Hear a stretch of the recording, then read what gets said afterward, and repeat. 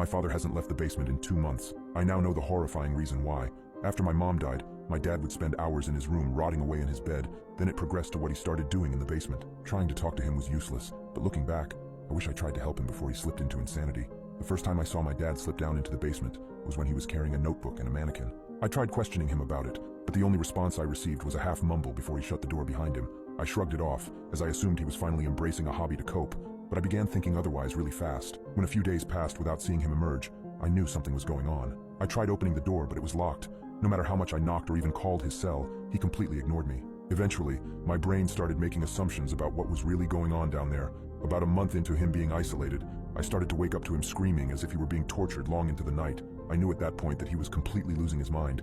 Disgusting stenches I couldn't identify began filling the house. Looking back now, I don't know why I didn't call anyone, tell anyone, or ask for help, but deep down, I just wanted my dad to get better on his own. I didn't want anyone to know that my dad was acting like a freak. As the second month of this behavior approached, his screams turned into whimpers and pleads. I was now worried that something far more sinister was taking place, and I knew that I couldn't sit back and let my father destroy himself any further. Although I was scared about entering his space, I knew I had to save my dad. On a Friday, when I was coming back from school, I could hear my father manically laughing and decided it was time to break down the door. Using a wrench from one of my dad's toolboxes, I managed to crack the wood frame, making it easy to push it open.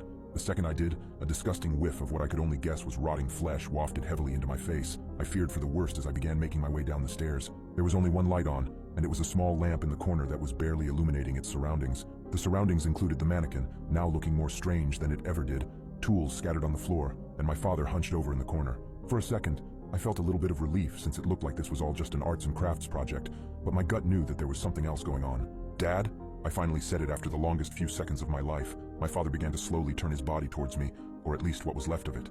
Several bandages wrapped my father's limbs. Parts that hadn't been covered yet revealed deep wounds where his skin had been removed. My father's screaming during the night has now started to make sense. Not paying attention to my own body, my foot missed the next step on the staircase, and I tumbled down onto the basement floor. Immediately, I pushed myself up against the wall, doing my best to keep my distance from my dad. "Dad, what have you done?"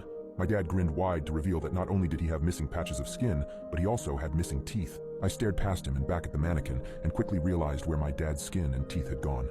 He was attaching them to the mannequin. "She doesn't have to be dead."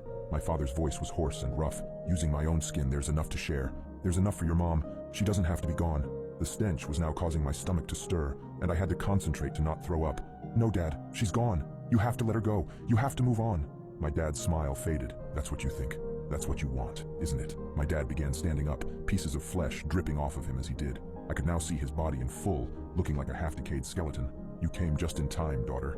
I'm running out of flesh for your mother. I could use some of yours." I shook my head. "Dad, please don't do